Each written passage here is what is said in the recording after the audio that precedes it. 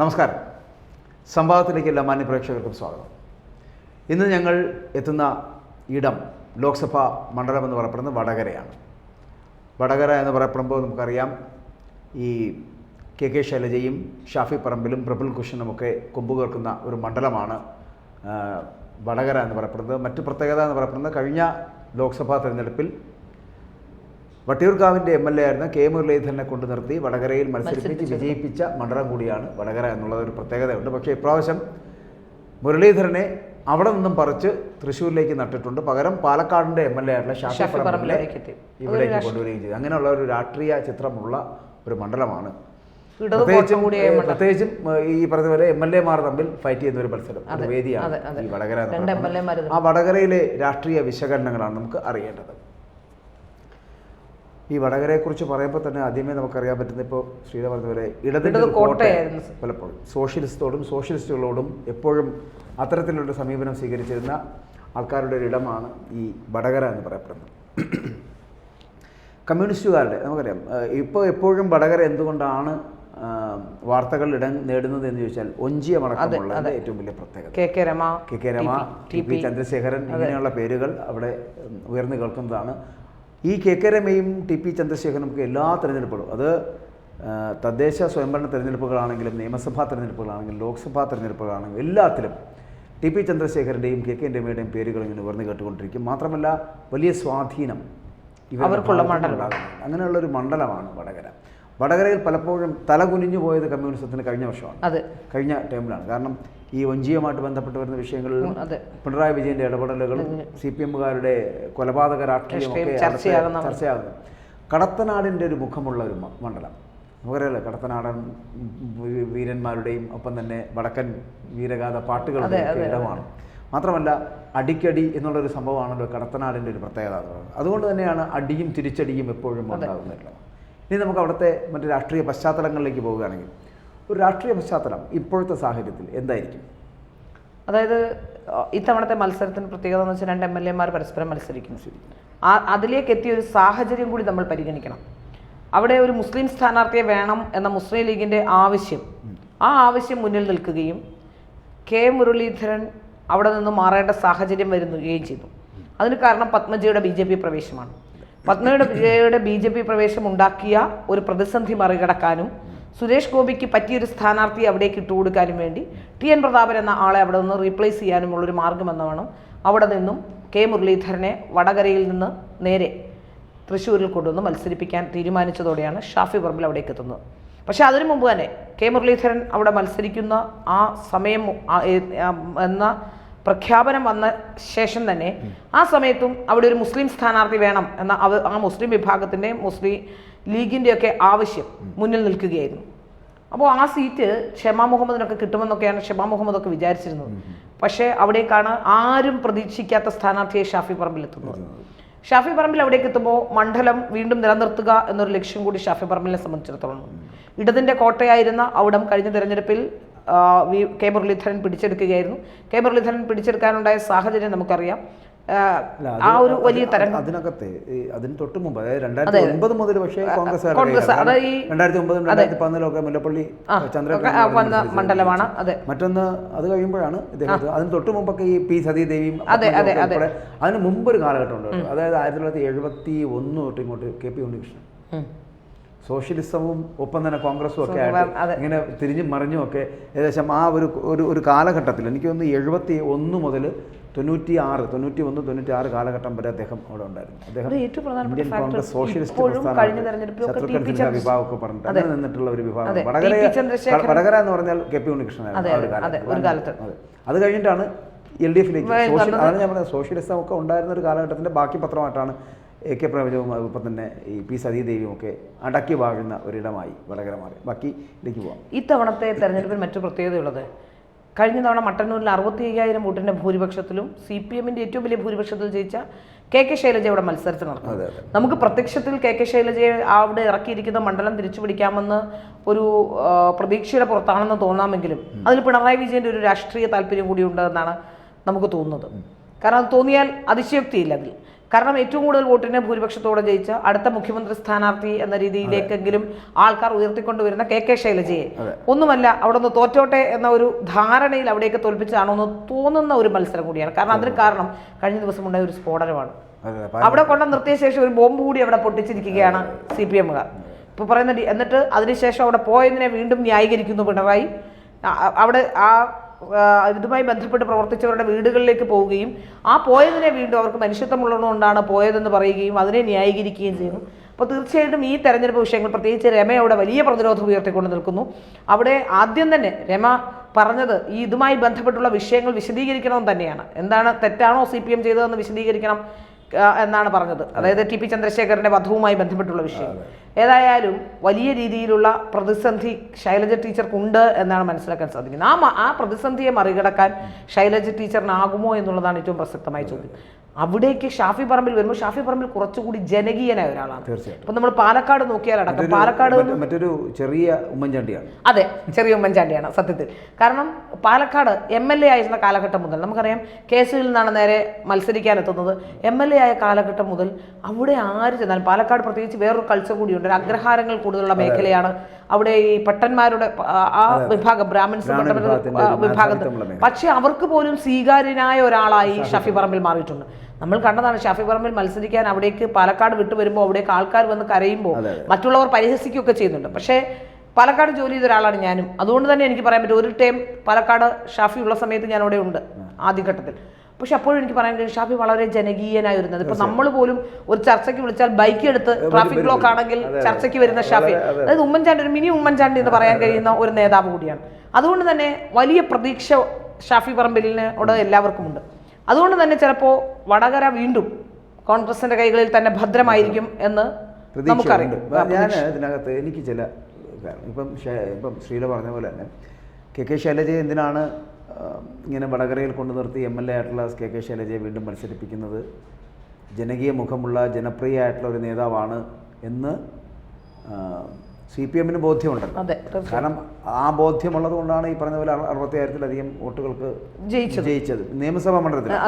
അപ്പോൾ അങ്ങനെ വിജയിക്കുമ്പോൾ സ്വാഭാവികമായിട്ടും അത്രയും വിജയത്തെ കാണാതെ പോകാൻ കഴിയില്ല. മറ്റൊന്നൊരു ആരോഗ്യമന്ത്രി എന്നുള്ള നിലയിൽ ഒന്നാം പിണറായി സർക്കാരിൽ നല്ല പെർഫോമൻസ് കാഴ്ചവെച്ച ഒരു മന്ത്രിയാണ് ആരോഗ്യമന്ത്രിയായിട്ടുള്ള കെ ശൈലജ. അസംതൃപ്തയാണ് പലപ്പോഴും കെ ശൈലജ എന്നുള്ള കാര്യത്തിൽ സംശയമില്ല. കാരണം രണ്ടാം പിണറായി അത് പുറത്ത് പറയുന്നില്ല എന്നുള്ളൂ. കാരണം ഒന്നാം പിണറായി സർക്കാരിൻ്റെ കാലത്ത് പോലും പലതരത്തിലുള്ള പ്രവർത്തനങ്ങളെ ശ്ലാഘിച്ചപ്പോഴും, മാധ്യമങ്ങളടക്കം ശ്ലാഘിച്ചപ്പോഴും പിണറായി വിജയൻ എന്ന് പറയുന്ന മുഖ്യമന്ത്രി ഒരു വാക്ക്, നന്മ വാക്ക് പറയുവാൻ, ഒരു നല്ല വാക്ക് പറയുവാൻ ശ്രമിച്ചില്ലായിരുന്നു. മാത്രമല്ല ഇകഴ്ത്തി കാണിക്കാൻ കിട്ടുന്ന അവസരങ്ങളെല്ലാം ഭംഗിയായിട്ട് വിനിയോഗിക്കുകയും ചെയ്തിട്ടുണ്ട്. അങ്ങനെ കെ ശൈലജ അത് നമുക്ക് മനസ്സിലാക്കാൻ കഴിയുന്നത് വനിതാ പ്രാതിനിധ്യം ഉണ്ടാക്കിയെടുക്കുക, വനിതകളെയും പുരുഷന്മാരെയും തുല്യത കൽപ്പിക്കുന്ന ഒരു സംവിധാനത്തിലേക്ക് പോവുക, സ്ത്രീ ശാക്തീകരണം ഉണ്ടാക്കിയെടുക്കുക, ഇതൊക്കെ പറയുന്നൊരു പ്രസ്ഥാനമാണ് CPM. പക്ഷേ അല്ല, അത് ഏത് അർത്ഥത്തിലാണ് സ്ത്രീ ശാക്തീകരണം? അല്ല, ഞാൻ എപ്പോഴും ശ്രദ്ധിച്ചിട്ടുള്ളതാണ്. അവരുടെ സ്ത്രീ പ്രാതിനിധ്യം ഉണ്ടാക്കിയെടുക്കുക, സ്ത്രീകളെ മുന്നിലിട്ട് കൊണ്ടുവരിക, ഇതൊക്കെ സ്ലോഗനായിട്ട് വെക്കാറുണ്ട്, വാക്കുകളായിട്ട് പറയാറുണ്ട്. പക്ഷേ ഒരിക്കലും പെർഫോമൻസ് വൈസ് കയറി വരുന്ന സ്ത്രീകളെ അംഗീകരിക്കാത്തൊരു പാർട്ടിയാണ്. എനിക്കൊന്ന് മറ്റുള്ള പാർട്ടികളെക്കാൾ BJP-ക്ക് പോലും ഇത്തവണ 5 സ്ഥാനാർത്ഥികളുണ്ട്. BJP-യുടെ 5 നല്ല സ്ഥാനാർത്ഥികൾ, 5 പേർ. ഇവരും ഇതുപോലെ സ്ഥാനാർത്ഥികളെയൊക്കെ നിർത്തും. പക്ഷെ സ്ഥാനാർത്ഥികളെ നിർത്തി അവർ തോക്കുന്ന സീറ്റുകളോ അല്ലെങ്കിൽ തോക്കുന്ന സീറ്റുകൾ ഇനി പെർഫോം ഇതോടെ ആരോഗ്യമന്ത്രി അവരുടെ പെർഫോമൻസ് കോവിഡ് കാലത്തും നിപ്പയുടെ കാലത്തും ഒക്കെ വളരെ കൃത്യമായി നടപ്പിലാക്കിയ ഒരു ആരോഗ്യമന്ത്രിയാണ്. അതുകൊണ്ട് തന്നെ ജനങ്ങൾക്ക് വലിയ വിശ്വാസവും ജനപ്രിയതയും ഒക്കെ ഉള്ള ഒരു നേതാവായിരുന്നു. എല്ലാ ഘട്ടത്തിലും കെ ശൈലജ ഉള്ളതുകൊണ്ടാണ് കോവിഡ് പ്രതിരോധിച്ചതെന്നല്ല പറയുന്നത്. പക്ഷേ എങ്കിൽ കൂടി അവരുടെ പ്രവർത്തനങ്ങൾ അത്തരത്തിൽ മാറ്റി മറിക്കാൻ കഴിഞ്ഞു എന്നുള്ളതാണ്. അല്ലാതെ കോവിഡ് എന്ന് പറയുന്ന ലോകം മുഴുവൻ ഉണ്ടായതാണ്. പക്ഷേ അതിനെ അംഗീകരിക്കുവാൻ, പക്ഷേ അവരുടെ ശ്രമങ്ങളെ, അവരുടെ പരിശ്രമങ്ങളെ ഒരു തരത്തിലും അംഗീകരിക്കുവാൻ പിണറായി വിജയൻ ആയിട്ടില്ല, അല്ലെങ്കിൽ ശ്രമിച്ചിട്ടില്ല എന്നുള്ളത് ആ കാലത്ത് തന്നെ 2017, 2018, 2019, 2021 വരെയുള്ള കാലഘട്ടത്തിൽ അദ്ദേഹം ഒരിക്കലും കെ ശൈലജ എന്ന് പറയപ്പെടുന്ന വ്യക്തിത്വത്തിനെ മുകളിലേക്ക് വരാൻ സമ്മതിച്ചിട്ടില്ല എന്നുള്ളത്. അതുകൊണ്ട് തന്നെ പലരും ചിലപ്പോൾ ആഗ്രഹിച്ചിരുന്നത് അടുത്ത അങ്ങനെ ഒരു പിണറായി സർക്കാരിന് പകരം മറ്റൊരു സർക്കാർ ഉണ്ടാവുകയാണെങ്കിൽ, LDF സർക്കാർ തന്നെ വരികയാണെങ്കിൽ അവിടെ മുഖ്യമന്ത്രി ഒരു വനിതാ മുഖ്യമന്ത്രി ആകട്ടെ കെ ശൈലജ എന്ന് പ്രതീക്ഷിച്ചിരുന്നു. ജനങ്ങൾ ആ പ്രതീക്ഷയ്ക്കനുസരിച്ച് വടകരയിൽ നിന്ന് ക്ഷമിക്കണം ഇവരുടെ മന്ത്രി പോലും ആക്കിയില്ല എന്നുള്ളതാണ്. അതെ, മട്ടന്നൂരിൽ നിന്ന് മത്സരത്തിൽ വിജയിച്ചു വരുന്നതിനുള്ള ശ്രമങ്ങൾ അവിടുത്തെ നാട്ടുകാർ നടത്തി എന്നുള്ളതാണ്. അവരുടെ പ്രതീക്ഷയായിരുന്നു മുഖ്യമന്ത്രി ആകുമെന്നുള്ളത്. പക്ഷേ മുഖ്യമന്ത്രി പോയിട്ട് മന്ത്രി പോലും ആക്കിയില്ല എന്നുള്ളത്. മന്ത്രി ആയാലും പെർഫോമൻസ് കൂടുമെന്നുള്ള ഒരു ധാരണ പിണറായിക്കുള്ളതുകൊണ്ട് പിണറായിയുടെ മുന്നിലേക്ക് ആരും വരാൻ പാടില്ല. പിണറായി എന്ന് പറയപ്പെടുന്ന ഏകദൈവത്തിൽ വിശ്വസിച്ച് എല്ലാവരും മുന്നോട്ട് പോകണം എന്നുള്ള ഒരു ചിന്താഗതിയുണ്ട്. ആ ചിന്താഗതിയിൽ അധിഷ്ഠിതമാണ് CPM എന്ന് പഠിപ്പിക്കുകയാണ് പിണറായി വിജയൻ. പക്ഷെ അതുകൊണ്ടാണ് ഞാൻ അസംതൃപ്തയായ കെ ശൈലജയാണ് നമുക്ക് രണ്ടാം പിണറായി സർക്കാരിലും കാണാൻ കഴിയുന്നത്. മുഖ്യമന്ത്രി പദത്തിലേക്ക് എത്തിച്ചില്ല, മന്ത്രി പദവിയിലേക്ക് എത്തിച്ചില്ല, വെറുമൊരു MLA ആയി അങ്ങ് പുറകിലേക്ക് മാറ്റി നിർത്തുന്ന ഒരു സമീപനം സ്വീകരിക്കുകയും ചെയ്തു. പലപ്പോഴും വിജയേട്ടാന്ന് വിളിച്ചതിനുണ്ടാക്കിയ കോലാഹലം നമ്മളൊക്കെ പാർട്ടി പ്രവർത്തനമായി നടക്കുമ്പോൾ നമ്മുടെ കൂടെയുള്ളവരൊക്കെ ഇപ്പോൾ വി മുരളീധരൻ കേന്ദ്രമന്ത്രി ആയപ്പോഴും നമ്മളൊക്കെ മുരളിയേട്ടാന്ന് വിളിക്കല്. കാരണം അത് നേരത്തെ വിളിച്ചുകൊണ്ടിരുന്ന ശീലമുള്ളവർ അങ്ങനെ വിളിക്കുമ്പോൾ വിജയേട്ടാന്ന് വിളിച്ചതിനെ പൊതുസമൂഹത്തിൽ വെച്ച് അവമാനിക്കുന്ന രീതിയിൽ സംസാരിച്ച ഒരാളാണ് പിണറായി വിജയൻ. തീർച്ചയായിട്ടും. അപ്പോൾ അതുകൊണ്ട് കെ ശൈലജ അസംതൃപ്തയാണ്, അസന്തുഷ്ടയാണ്, അങ്ങനെ വേണമെങ്കിൽ പറയാം. ആ സമയത്താണ് അവരെ പിടിച്ച് ഇവിടെ വടകരയെ കൊണ്ടുവരുന്നത്. രാഷ്ട്രീയ വനവാസത്തിലേക്ക് പറഞ്ഞയക്കുക എന്നുള്ളതിൻ്റെ ലക്ഷ്യമാണോ ഇത് എന്ന് ചിലപ്പോൾ തീർച്ചയായും. കാരണം അവിടെ ഒരു പരാജയം ഏറ്റുവാങ്ങുകയാണെങ്കിൽ കെ ശൈലജയ്ക്ക് ലഭിക്കാൻ പോകുന്നത് ജനകീയത ഇല്ലാത്ത നേതാവ് പറയിപ്പിക്കുക എന്നതാണ് ലക്ഷ്യം. കാരണം നിങ്ങൾക്ക് അങ്ങനെ ജനപ്രിയതയൊന്നുമില്ല. പിണറായി വിജയൻ എന്ന് പറയപ്പെടുന്ന സർക്കാരിൻ്റെ പ്രവർത്തനങ്ങളുടെ മേന്മ കൊണ്ട് ജയിച്ചു എന്നൊരു സ്ത്രീ മാത്രമാണ് എന്ന് അറിയിക്കുന്നതിന് വേണ്ടി ഒരു ശ്രമത്തിൻ്റെ ഭാഗമായിട്ട് വടകരയിൽ നിർത്തി തോൽപ്പിക്കുക എന്നൊരു ലക്ഷ്യം അതിനകത്തുണ്ടായിരുന്നു. ഒന്നാമത്. മറ്റൊന്ന് ഷാഫി പറമ്പിലാണ്. ഷാഫി പറമ്പ് നേരത്തെ ഷീല പറഞ്ഞ പോലെ പാലക്കാടിൻ്റെ പുത്രനായി മാറിക്കഴിഞ്ഞു. പാലക്കാടിൻ്റെ സ്വന്തമാണ്. ഏത് കാലത്ത് പോയാലും പാലക്കാട് ജയിക്കുന്ന ഒരാളായി. മാത്രമല്ല ഒരു മിനി ഉമ്മൻചാണ്ടി എന്ന് പറയാൻ പറ്റുന്ന ഒരാളാണ്. കാരണം ജനങ്ങളോടൊപ്പം ജനകീയനായിട്ടുള്ള നേതാവ്. നേരത്തെ പറഞ്ഞ പോലെ ഒരു നമ്മൾ ജാതിപരമായിട്ട് മാറ്റി നിർത്തിയാൽ പോലും അങ്ങനെയാണ് ഉദ്ദേശിക്കുന്നതിൽ പോലും പക്ഷെ അതിൽ നിന്നൊക്കെ വ്യത്യസ്തനാണ് ഷാഫി. ഷാഫിക്ക് അങ്ങനെ മതവും ജാതിയും ഒന്നുമില്ല. എല്ലാവരോടും ഒരേ തരത്തിൽ പെരുമാറുകയും അവരോടൊപ്പം അവരുടെ പ്രശ്നങ്ങൾ ഇടപെടുകയും ആ പ്രശ്ന പരിഹാരത്തിന് വേണ്ടി ശ്രമിക്കുകയും ചെയ്യുന്ന ഒരു വ്യക്തിത്വം. അതുകൊണ്ട് തന്നെയാണ് ഷാഫി അവിടെ തുടർച്ചയായിട്ട് വിജയിച്ചു വരുന്നത്. പാലക്കാട് പോലുള്ളൂ അതും ഇതുപോലെ കമ്മ്യൂണിസ്റ്റിന്റെ കോട്ട അഗ്രഹാരങ്ങളുള്ള വലിയ ഒരു ഇടമാണ് അവിടെ. പക്ഷേ എന്തുകൊണ്ടാണ് ഷാഫി എന്ന് പറയപ്പെടുന്ന ഒരു മുസൽമാൻ ഒന്നും ചെയ്യാൻ പറ്റില്ല. അപ്പോൾ അതുകൊണ്ട് മുസ്ലിം സമുദായത്തിലുണ്ട് അല്ലെങ്കിൽ മതത്തിൻ്റെ പേരിലാണ്. ഞാനങ്ങനെ മതത്തിൻ്റെ പേര് പറയുന്നതല്ല, പക്ഷേ അദ്ദേഹത്തിൻ്റെ പേരിൽ നിന്ന് അറിയാമല്ലോ ഷാഫി പറമ്പിലാണ്. പക്ഷെ അദ്ദേഹത്തിന് അങ്ങനത്തെ മത വ്യത്യാസങ്ങളൊന്നും ഇല്ലാതെ അവിടുത്തെ ജനങ്ങൾക്കും അങ്ങനെ മതവ്യത്യാസങ്ങളില്ലാതെ ഷാഫിയെ നേരിട്ട് പ്രാപ്യനായ ഒരു അങ്ങനത്തെ വ്യക്തി ആയതുകൊണ്ട് അവർക്ക് വലിയ ഇഷ്ടമാണ്. അങ്ങനെയുള്ള നേതാവിന് അവിടുന്ന് മടങ്ങി വരാൻ താല്പര്യക്കുറവുമുണ്ട്. ഷാഫിക്കും താല്പര്യക്കുറവുണ്ട്. ഇതാണ് ഞാൻ പറഞ്ഞത്. ശൈലജയ്ക്കും ഷാഫിക്കും ഒരേ സമയം താല്പര്യക്കുറവുള്ളതാണ് വടകരയിൽ. സത്യം. ആ വടകരയിലെത്തിയ താല്പര്യമില്ലാത്തവർ തമ്മിലുള്ള ഒരു ഫൈറ്റാണ് അവിടെ. ഷാഫിക്ക് സത്യം പറഞ്ഞാൽ വടകരയിൽ ജയിക്കണമെന്ന് ചിലപ്പോൾ മനസ്സിൻ്റെ ഉള്ളിൽ ഉണ്ടാകില്ല. കാരണം പാലക്കാടിനോടാണ് കുറച്ചുകൂടി പ്രിയം.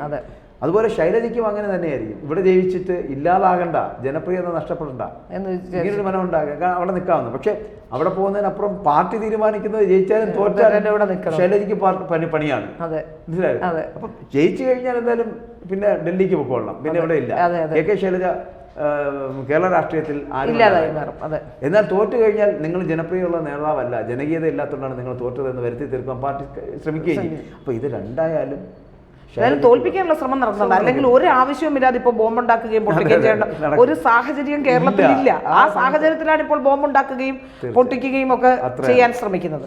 അവിടെ നിന്ന് തന്നെ നമുക്ക് ശൈലജയെ തന്നെയാണ് വെക്കുന്നത്, ഷാഫിയെ അല്ല എന്ന് വ്യക്തമാവുകയാണ്. ബോംബ് നിർമ്മാണത്തിൽ ശൈലജയും പറഞ്ഞിട്ടുണ്ട്. കെ ശൈലജയും പലപ്പോഴും പാനൂർ സ്ഫോടനവുമായി ബന്ധപ്പെട്ടുള്ള വിഷയം അതാണ് ഞാൻ പറഞ്ഞത്. നേരത്തെ പറയുന്ന പല കാര്യങ്ങളിലും അസന്തുഷ്ടയും അസംതൃപ്തയും ആയിരിക്കുമ്പോൾ പോലും തെരഞ്ഞെടുപ്പ് പ്രചാരണ പ്രവർത്തനങ്ങളുമായി മുന്നോട്ട് പോകുമ്പോഴും കെ ശൈലജയ്ക്ക് മനംമടുപ്പുണ്ട്. അതിൻ്റെ മറ്റൊരു സാധനമാണ് ഈ പാനൂർ വിഷയവുമായി ബന്ധപ്പെട്ടിട്ട് അവർ പറഞ്ഞിട്ടുള്ളത്. തോൽക്കുകയാണെങ്കിൽ CPMന്റെ മാത്രം ഒരു കാരണം കൊണ്ട് തോൽക്കേണ്ടി വരുന്ന അവസ്ഥയാണ് അവർക്ക്. അപ്പോൾ അത് ഇതുപോലുള്ള പ്രവർത്തനങ്ങളാണ്. ഈ പാനൂർ ബോംബ് സ്ഫോടനം പോലെ ഈ ബോംബ് സ്ഫോടനങ്ങളൊക്കെ അസന്തുഷ്ടയാണ്. പിന്നെ പല കാര്യങ്ങളും പാർട്ടിയോടുള്ള വെല്ലുവിളിയായി സ്വീകരിക്കാൻ പറ്റാത്തതുകൊണ്ട് പലതും അവർ തുറന്നു പറയുന്നില്ല എന്നുള്ളത്. പല അസഹിഷ്ണുതകളുണ്ടും പിണറായി വിജയൻ കാണിക്കുന്ന ഈ കോപ്രായങ്ങൾക്കെല്ലാം തിരിച്ച് മറുപടി പറയാൻ കഴിവുള്ള കെൽപ്പുള്ള ഒരു സഖാവാണ് കെ ശൈലജ. പറയാത്തത് പാർട്ടിക്ക് മുകളിലേക്ക് ചെന്ന് പറയണ്ട എന്നുള്ള ഒരു താല്പര്യമുള്ളതുകൊണ്ടാണ്. യഥാർത്ഥത്തിൽ അവരൊരു നല്ല സഖാവായതുകൊണ്ട് പിണറായി വിജയനെ പോലൊരു ആളെ അധിക്ഷേപിക്കുന്നില്ല എന്നുള്ളത്. വിവരക്കേടാണ് പലപ്പോഴും ഈ പൊതുസമൂഹത്തിന് മുന്നിൽ വെച്ച് ജനങ്ങളെ താറടിച്ച് കാണിക്കുന്ന തരത്തിലേക്ക് അത് MLA മാരാണെങ്കിലും മന്ത്രിമാരാണെങ്കിലും ആരുടെടുത്തും പൊതുസമൂഹത്തോട് പോലും പൊതുജനങ്ങളോട് പോലും ആ തരത്തിൽ പെരുമാറുന്നത് വിവരമില്ലായ്മയാണ് പലപ്പോഴും പിണറായി വിജയൻ്റെ. അത് അങ്ങനെ തന്നെ പറയേണ്ടി വരും. കാരണം അങ്ങനെ അല്ലായിരുന്നെങ്കിൽ കുറച്ചുകൂടി ജനങ്ങൾ തിരഞ്ഞെടുക്കപ്പെടുന്ന നേതാക്കളല്ലേ. അല്ലാതെ ഇവരുടെ നമ്മുടെ ആരുടെയും കുടുംബസ്വത്തിലല്ലല്ലോ കേരളം എന്ന് പറയപ്പെടുന്നത്. ആരുടെയും അച്ഛനോ അമ്മയോ തന്ന ഭാഗത്തിലല്ലല്ലോ കേരളം എന്ന് പറയപ്പെടുന്നത്. അങ്ങനെ വിചാരിക്കേണ്ട ആവശ്യമില്ല. അപ്പോൾ വോട്ട് നേടി അധികാരത്തിലെത്തപ്പെടുമ്പോൾ ആ വോട്ട് തരുന്നവർ പ്രജകൾ അവരോട് നമ്മൾ ഒരു അതെ നമുക്ക് അവരോട് എന്താണ് ഒരു കൃതജ്ഞത ഉണ്ടായിരിക്കണം, ഒരു പ്രതിബദ്ധത ഉണ്ടായിരിക്കണം. ആ പ്രതിബദ്ധത കാണിക്കാൻ കഴിയുന്നില്ലെങ്കിൽ പിന്നെ എന്തിനാണ് ഇവരെയൊക്കെ തിരഞ്ഞെടുക്കപ്പെടുന്നത്? ഇവരുടെ ആരുടെ അടിയന്മാരല്ല അവിടുത്തെ ജനങ്ങളെന്ന് പറയുന്നത്. പിണറായി വിജയൻ്റെ പ്രവർത്തനങ്ങളും പ്രകടനങ്ങളും ഒക്കെ കണ്ടു കഴിഞ്ഞാൽ അയാളുടെ വീടിലെ അടിമകളെ പോലെയാണ് അയാൾ ജനങ്ങളോട് പെരുമാറുന്നത്. അങ്ങനെ പെരുമാറേണ്ട ആവശ്യമുണ്ടോ? അപ്പോൾ ഒരു പാർട്ടിക്കപ്പുറം അയാൾ ഈ മുഖ്യമന്ത്രി എന്ന് പറയപ്പെടുന്ന പിണറായി വിജയൻ തന്നെ ഒരു കൂടാരം കെട്ടി അതിനകത്ത് അദ്ദേഹം ഇരിക്കുന്നു. അദ്ദേഹം രാജാവാണെന്ന് സ്വയം സങ്കല്പിക്കുന്നു. അദ്ദേഹം പറയുന്ന കാര്യങ്ങൾ മാത്രം ഇവിടെ നടന്നാൽ മതിയെന്ന് പറയും. അദ്ദേഹത്തിനെതിരായി പ്രവർത്തിക്കുന്ന അദ്ദേഹത്തിൻ്റെ പാർട്ടിയിലുള്ളവർ പോലും അദ്ദേഹത്തിന് അതൃപ്തി നൽകുന്ന തരത്തിലുള്ളവരാണെങ്കിൽ വെട്ടിവീഴ്ത്തുക എന്നുള്ളത് മാത്രമാണ് മുന്നിൽ. അതിൽ വെട്ടിവീഴ്ത്തപ്പെടാൻ പോകുന്നതിൽ ഒരു ഗണത്തിൽപ്പെട്ട ആളാണ് ഈ പറയുന്ന കെ ശൈലജ. ഷാഫിയുടെ ജനപ്രിയത ഇത്തവണ വോട്ടായി തന്നെ പ്രതിഫലിക്കും എന്നാണ് പൊതുവെ നമുക്ക് മനസ്സിലാക്കാൻ സാധിക്കുന്നത്. അത് മാത്രമല്ല, ഉമ്മൻചാണ്ടിയുടെ മകൾ അച്ചൂമ്മൻ അവിടെ വന്ന് പ്രചരണം നടത്തുന്ന സ്ഥിതി ഉണ്ടായി. ഉമ്മൻചാണ്ടിയുമായി വളരെ അടുപ്പമുള്ള ഒരു നേതാവായിരുന്നു. ഒരു മിനി ഉമ്മൻചാണ്ടിയാകാൻ വിഷ്ണു ചില ശ്രമങ്ങളല്ല. പുള്ളി എ ഗ്രൂപ്പിനോട് കൂടി പ്രാമുഖ്യമുള്ള നേതാവാണ്. നേരത്തെ ഉമ്മൻചാണ്ടിയുടെ ഒരു പ്രതിരൂപമായി മാറാൻ ഒരു കുനിഞ്ഞ് നടക്കുകയും കഥറുകയും ഒക്കെ ചെയ്ത വിഷ്ണുവിനെ പോലുള്ളവരുണ്ട്. പക്ഷേ അത് വേണ്ടത്ര ഫലപ്രദമല്ല. അതെ അതെ. പക്ഷേ ഷാഫി യഥാർത്ഥത്തിൽ ജനകീയനാണ്. ജനകീയൻ മാത്രമല്ല, യഥാർത്ഥത്തിൽ കുറച്ചൊക്കെ ജെന്യൂനിറ്റി ഉള്ള ആളാണ്. പക്ഷേ വിഷ്ണു നടത്തിയ ശ്രമം അത് ജെന്യൂനിറ്റി ഉള്ളതല്ല, അഭിനയിക്കാൻ നടത്തിയ ശ്രമമാണ്. പക്ഷെ ഷാഫി പലപ്പോഴും അത് നമുക്ക് ജെന്യൂനായി തന്നെ ഷാഫിയെ ഫീൽ ചെയ്യുന്നൊരു ആൾ കൂടിയാണ്. ഇടപെടലുകൾ അങ്ങനെയാണ്, എല്ലാ ഇടപെടലുകളിലും അങ്ങനെയാണ്. മാത്രമല്ല, ഷാഫി വളരെ ബുദ്ധിമാനായ ഒരു രാഷ്ട്രീയക്കാരനാണ്. കാരണം വിവാദ വിഷയങ്ങളൊന്നും തന്നെ അറിയാൻ വയ്യാത്തതുകൊണ്ട് ആയിരിക്കാം ഷാഫിക്ക് സംസ്കാരം നല്ല നല്ല ലാംഗ്വേജ് ഫ്ലുവൻസി ഉള്ള, ഇംഗ്ലീഷ് അറിയുന്ന, ലാംഗ്വേജ് ഫ്ലുവൻസി ഉള്ള വളരെ മികച്ച ഒരാൾ.